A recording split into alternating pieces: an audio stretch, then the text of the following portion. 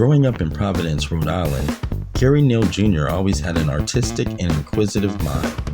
During the 80s, drugs really had an effect on his community and almost sucked him into a life of crime. Gary had a knack for skipping school and forging his grades as well as the grades of other people. What's happening, ladies and gentlemen? It doesn't get any better than this. Oh, man. We got Gary Neal Jr. in the house. This guy is CEO, entrepreneur, prolific writer. I would say most importantly, an inspiration to many. And for those that don't know his story, you will be truly inspired. How you feeling today? Man, I feel great. Woke up and I had this on the agenda, so I really felt great. Oh, man, that's what's up. That's what's up. And, welcome to the Mental Margarita Show. Now let's get right into it. So Providence, Rhode Island is where your humbling beginning started. How was that like growing up during the Reaganomic era? Man, man, as a kid, it was almost like we fast forwarded. You was watching wrestling and all this other stuff and cartoons. Next thing you know, the people were, instead of playing G.I. Joes, was out there hustling. So it flipped overnight. People were you went from, I remember my stepfather, he used to send me to the corner store to get cigarettes, and sometimes you get a bag of weed. You know what I'm saying? Right, yeah.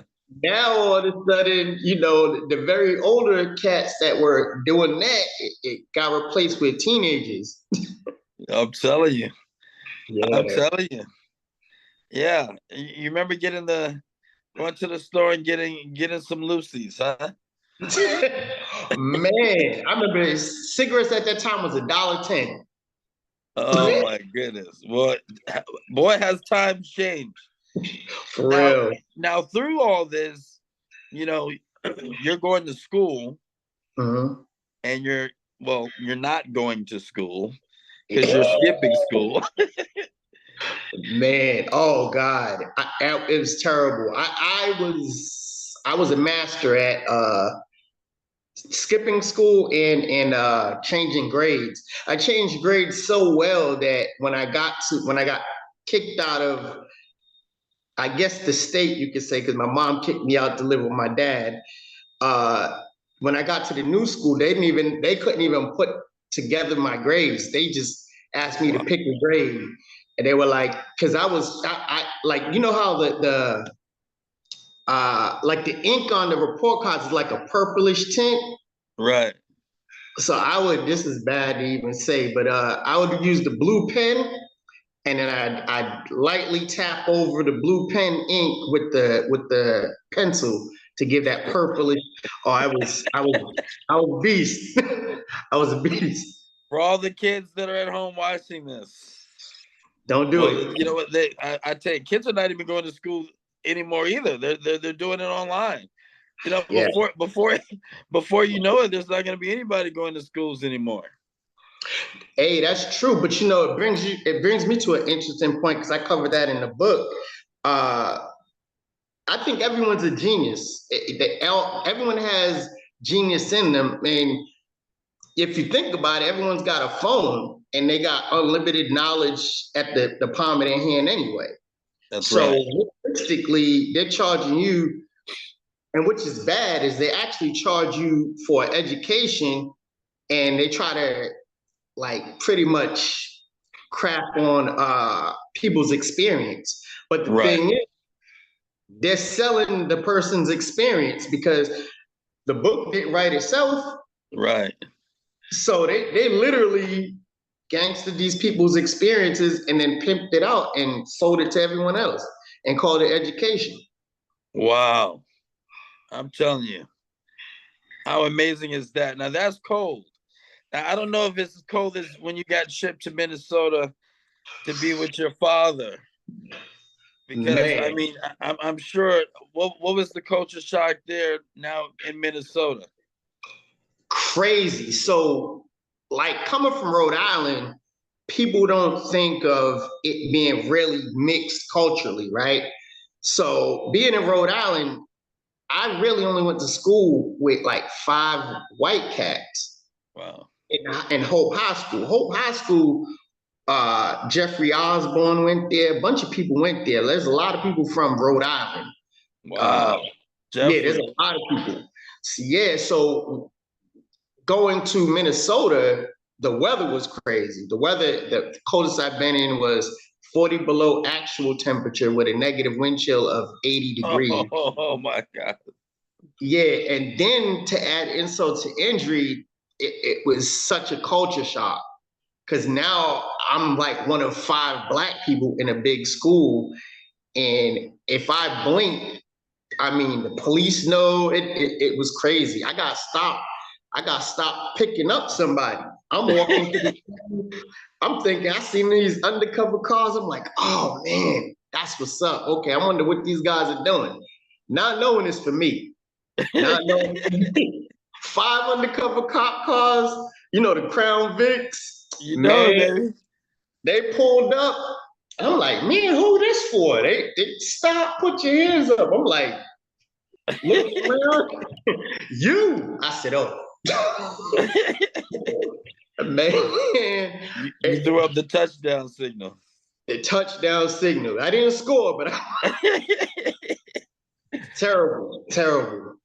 And But I mean, when I'm thinking about that, because during that time and even in times now, it still exists, but I'm sure that might have been rough for you. when I graduated high school, my dad's real 50-50-ish. So it's like, I'll pay for your school, but you're gonna get your books. So I'm like, all right, cool. So I get into school.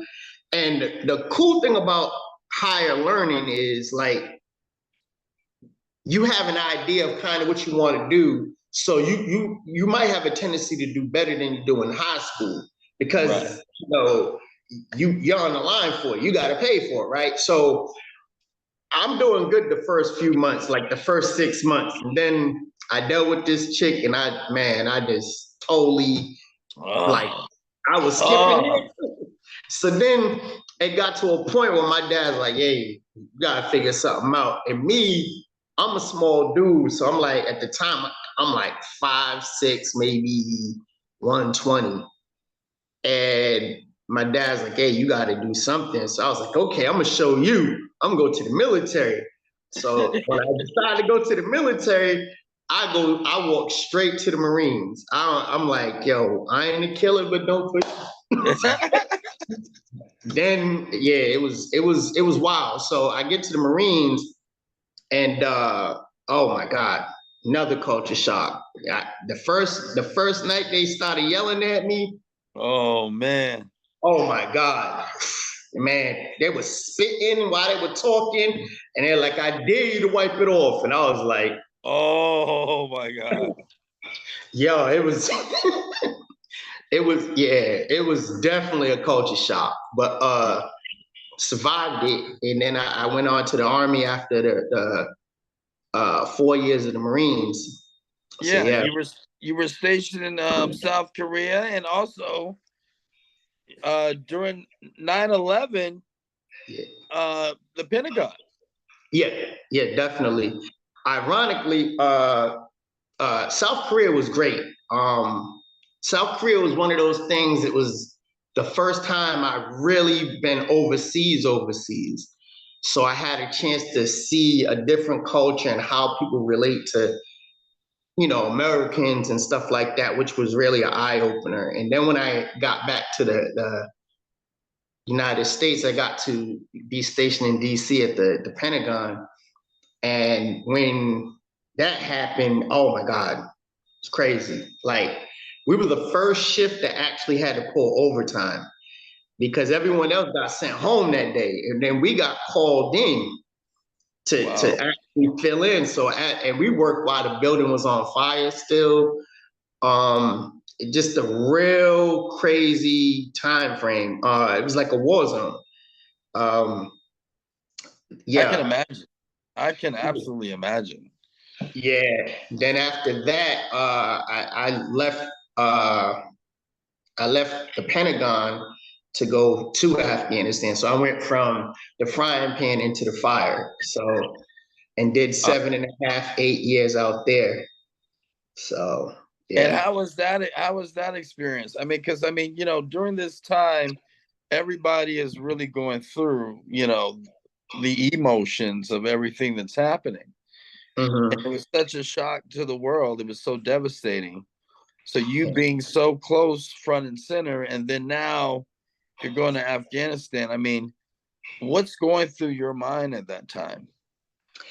Man, honestly, I had to get it because my ex-wife at the time was blowing money and not doing what she was supposed to do, and the mortgage was behind. So at that point, it's like it's like I don't know what they doing over there, but you paying at that time I was getting paid like 120. I said, hey, I'm out.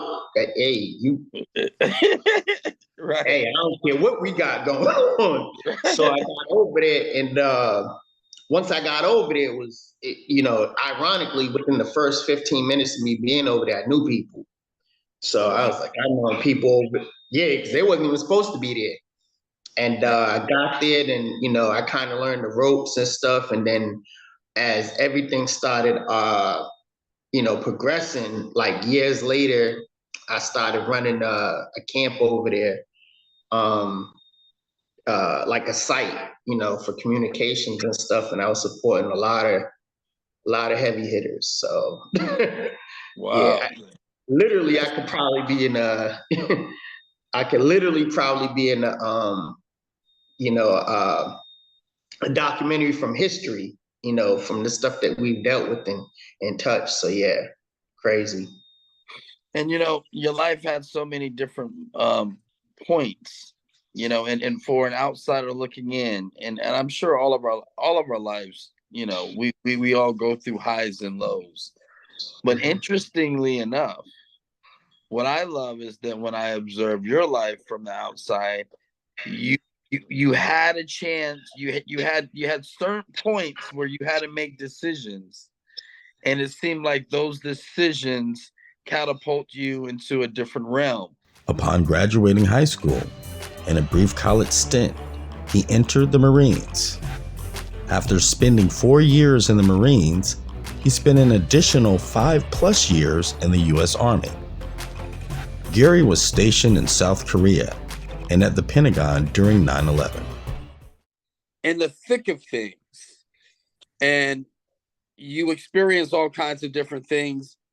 And I'm sure that, for television's sake, there's a lot of details that you probably couldn't talk about.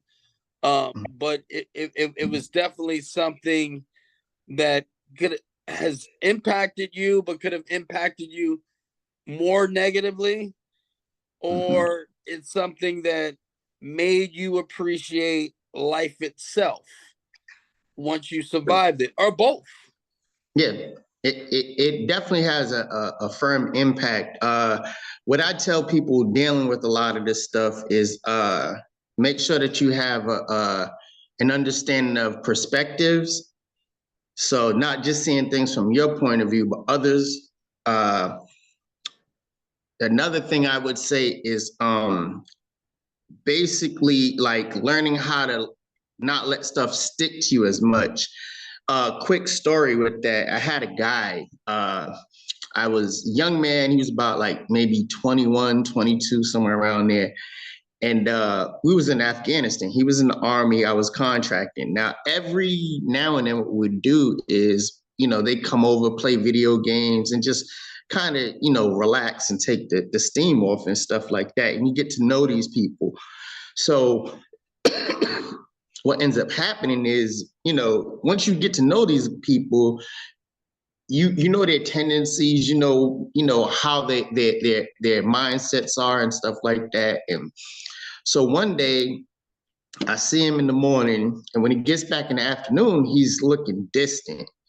Now, when I approach him, I'm like, hey, what's going on? And he's like, he's wanting to talk, but he doesn't know how to phrase what he's about to say. And he said, man, we went out on a mission, and there was these people in the back of the convoy, and it was too close, and he had to shoot somebody, and he actually had to kill him. Wow. And like, he was trying to process that. And sometimes what it is like, when you're in a different environment, you have to do different things. You can't relate everything to the environment that you came from. You have to react in the environment that you're presently at. So talking to him, I had to get him to understand, like, sometimes people force you and force your hand to make the decisions for them. Right. And you can't really take the responsibility because you don't know what could have happened. It could have been a dangerous situation. So, and your decision in that moment not only affects you, it affects everybody with you. That's right. So yeah, things like that, it's, Wow. you realize how close you are to danger and all that other stuff, and then how it's going to affect you later on in life. So yeah. And that's what I want to get into. What were some of your coping skills that you developed, okay, to live with those memories that you had in Afghanistan? I mean, the warfare is going on. What were some of your coping skills that you had to go through?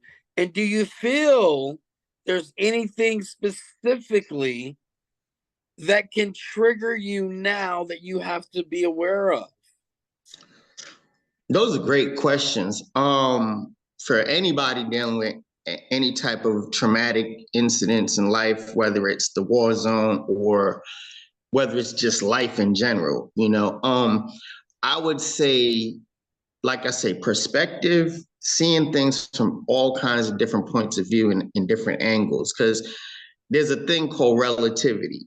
So what's positive for you in the same situation may be negative for me. So it's all relative. So things happen to people, and my idea is things happen to people sometimes because they're strong enough to either go through it, or it's a reason for, it may not be for you, it may be for somebody that's close enough to you to be motivated to change something or do something about said situation. Sure. But like I say, not letting stuff stick with you too long.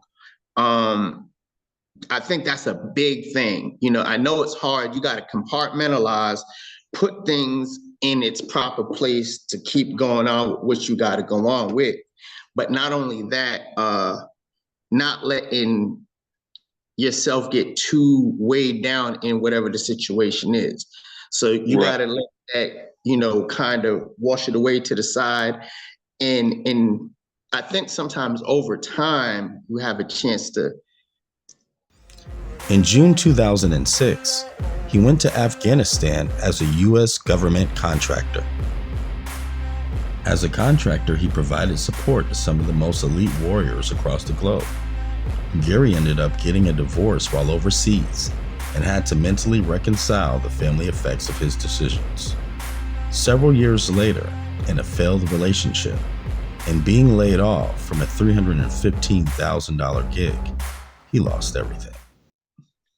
Now, let me ask you this. What is your opinion, okay, on how the country should go about preventing terrorist attacks like we had, during 9/11, which was so unfortunate? How do we go about preventing that from ever happening again in the magnitude that it did? This is a difficult question, answer, and statement, because like the average person doesn't realize that the United States is always under this threat.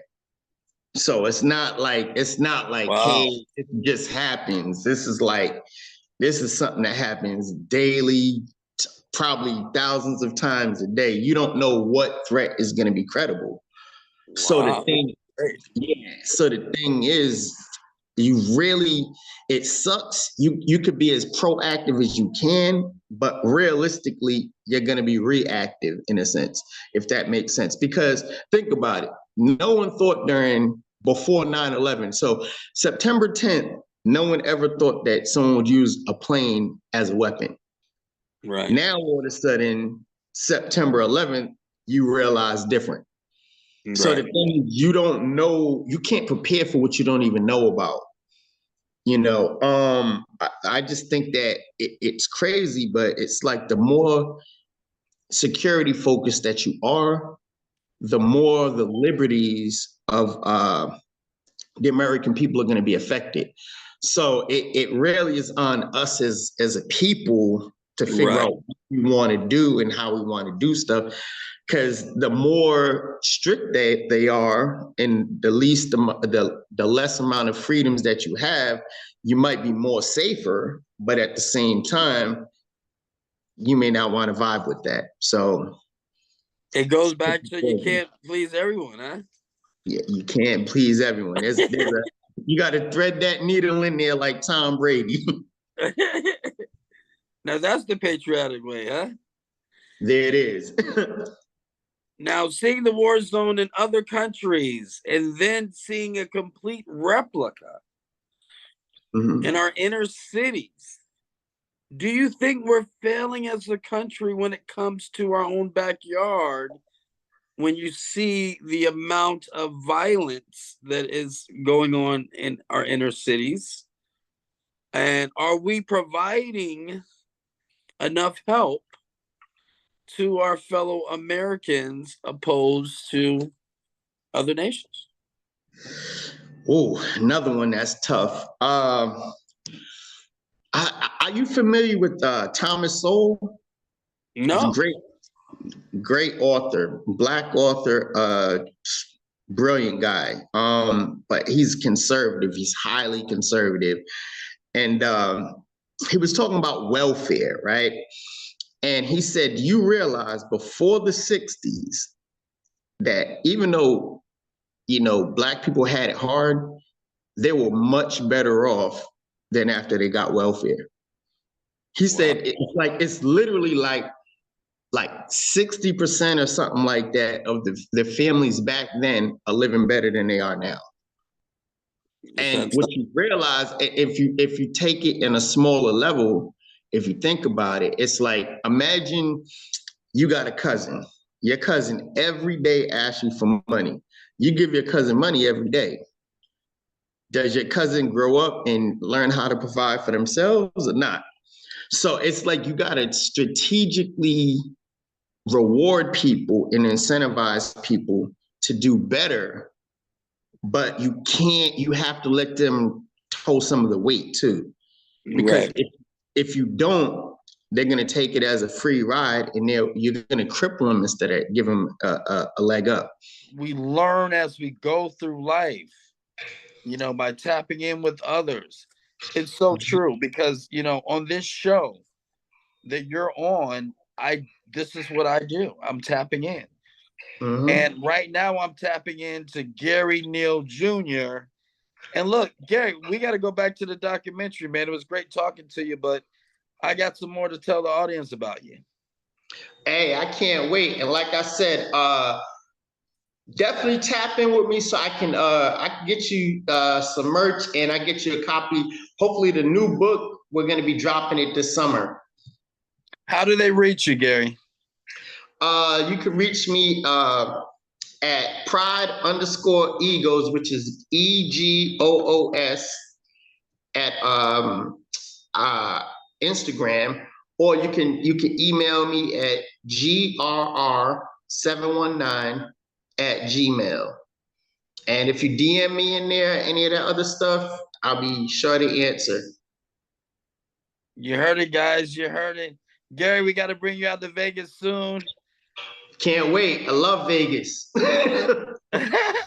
In the summer of 2017, he decided to create his brand, Pride and Egos, an acronym standing for people representing individuality, diversity, and equality. Everybody got our own story. The brand was established on his twin boy's birthday, July 19th, as a way to connect with them and start a legacy. With all the time missed in his children's lives, the brand seemed like the perfect way to bridge the gap and establish something that lives on forever.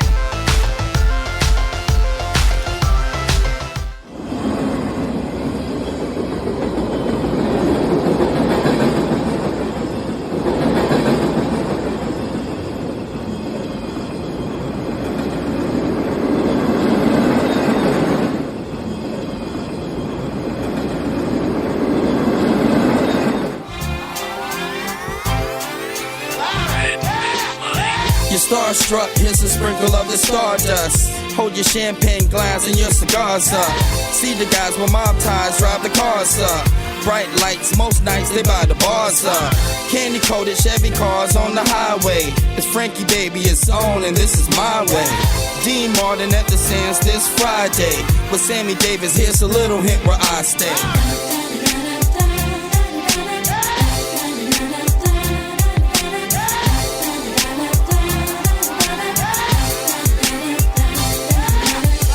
The city shines like Liberace's mansion, and you know Elvis had the whole city dancing. Showgirl silhouette steady prancing. Shout out to June, just the Copa Girls anthem. Legal gambling, yeah, that would tempt me. It's Sin City, holy water couldn't cleanse me. And Wayne Newton had the crowd in a frenzy. Live at the Stardust, the seats never empty.